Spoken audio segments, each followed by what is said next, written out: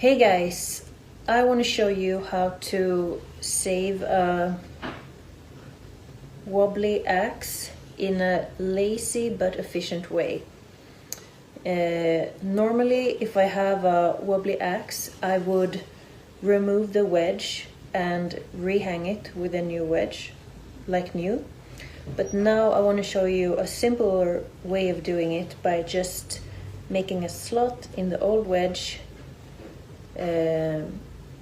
inserting a new wedge, and that will stop the wobble.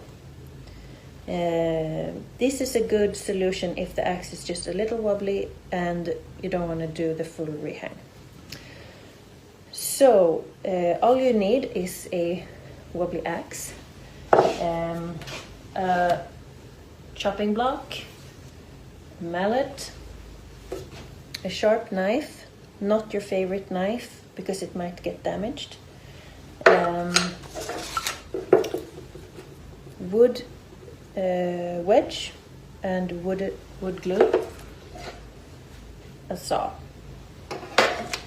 So the first thing we do is to inspect the handle just below the axe head, and there should be no little shelf there. The axe should be stopped by a taper and not by a shelf. So if there is any mashed wood or shelf, remove this.